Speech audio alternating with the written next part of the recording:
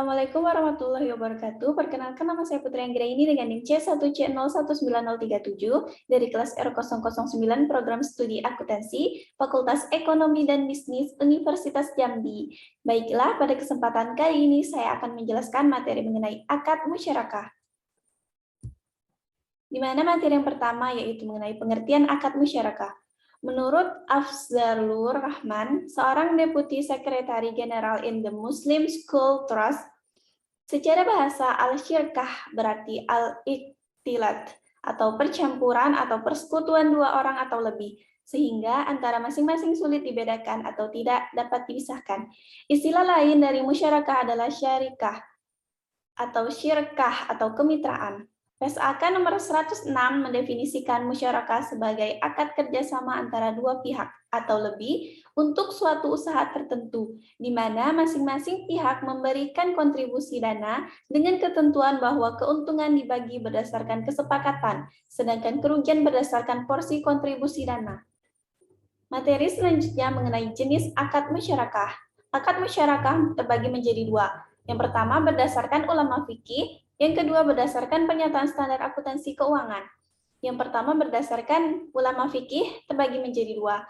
Yang pertama syirka al-milk mengandung arti kepemilikan bersama atau co-ownership yang keberadaannya muncul apabila dua orang atau lebih memperoleh kepemilikan bersama atau joint ownership atas suatu kekayaan atau aset.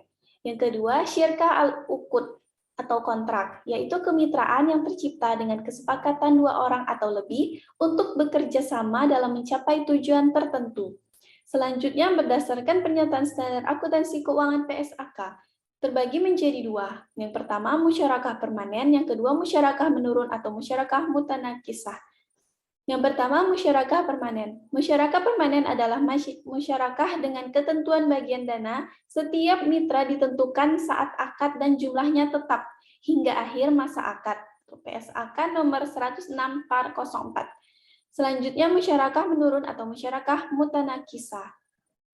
Musyarakah menurun adalah musyarakah dengan ketentuan bagian dana salah satu mitra akan dialihkan secara bertahap kepada mitra lainnya, sehingga bagian dananya akan menurun dan pada akhir masa akad mitra lain tersebut akan menjadi pemilik penuh usaha musyarakah tersebut.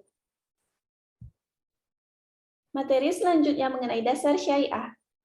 Dasar syariah terbagi menjadi tiga. Yang pertama sumber hukum akad musyarakah, yang kedua rukun dan ketentuan syariah dalam akad musyarakah, dan yang terakhir berakhirnya akad. Sumber hukum akad musyarakah terbagi menjadi dua. Yang pertama Al-Quran, yang berbunyi maka mereka berserikat pada sepertiga, Quran surah 4 ayat 12. Yang kedua As-Sunnah, yang berbunyi pertolongan Allah tercurah atas dua pihak yang berserikat, sepanjang keduanya tidak saling berkhianat. Hadis riwayat Muslim. Selanjutnya, rukun dan ketentuan syariah dalam akad musyarakah terbagi menjadi 4. Yang pertama, pelaku terdiri atas para mitra. Yang kedua, objek musyarakah berupa modal dan kerja.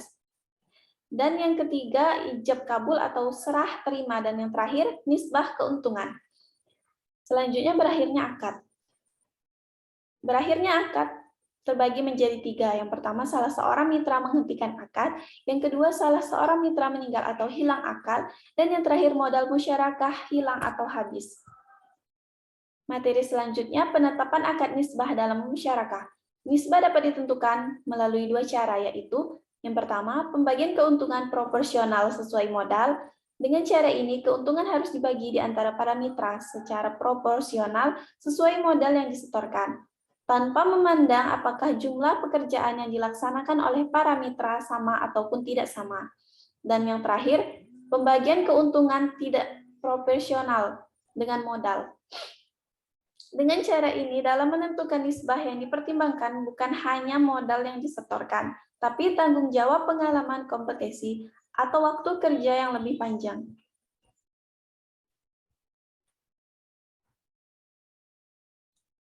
Selanjutnya mengenai perlakuan akuntansi atau PSAK 106. Yang pertama, akuntansi untuk mitra aktif dan mitra pasif. Terbagi menjadi pengakuan investasi musyarakah. Investasi musyarakah diakui pada saat penyerahan kas atau non-kas untuk usaha musyarakah.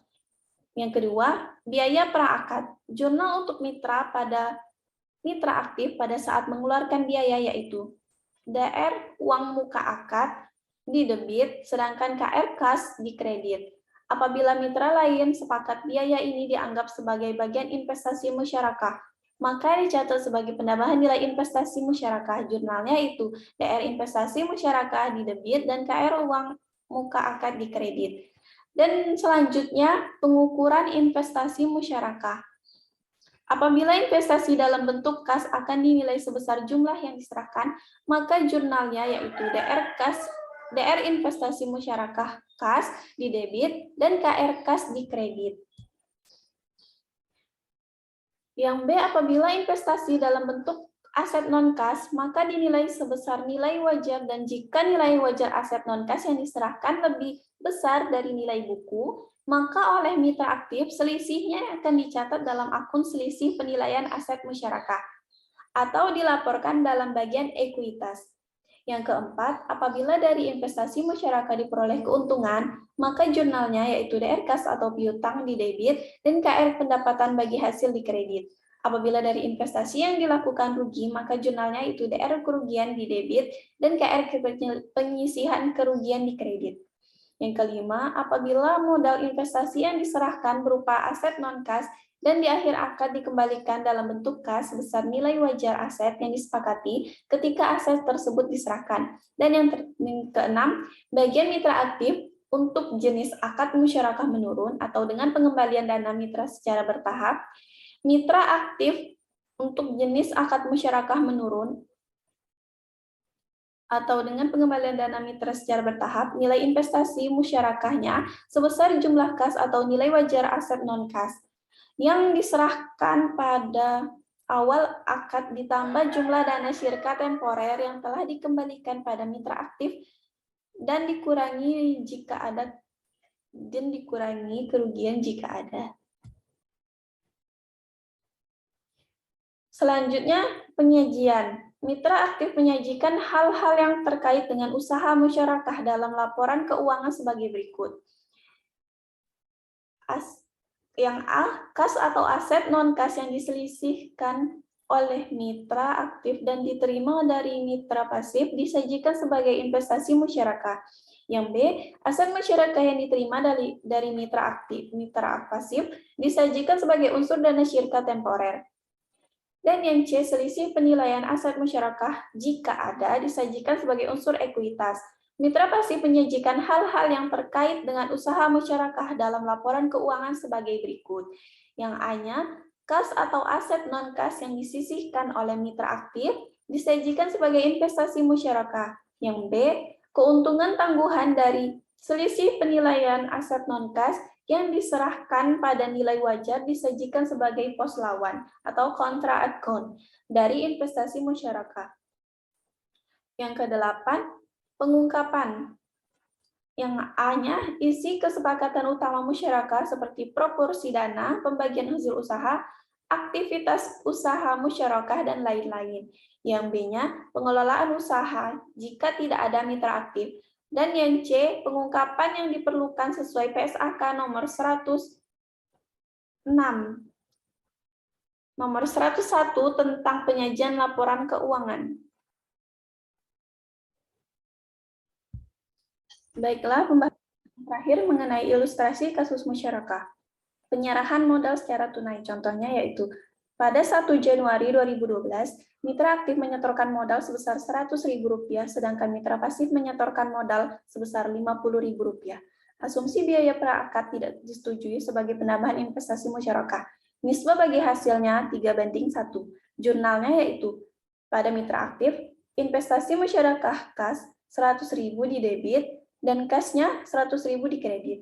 Pada mitra pasif, investasi musyarakah kas di debit sebesar Rp50.000 dan kas di kredit sebesar Rp50.000. Dan pada perusahaan bentukan atau mitra aktif, yaitu kasnya di debit sebesar Rp150.000 dana syirka temporer mitra aktif di kredit sebesar Rp100.000 dan dana syirka temporer mitra pasif sebesar Rp50.000 di kredit. Baiklah, itulah yang dapat saya sampaikan. Semoga bermanfaat dan jika ada salah saya mohon maaf. Saya akhiri dengan wabillahi taufik wal hidayah. Wassalamualaikum warahmatullahi wabarakatuh. Terima kasih.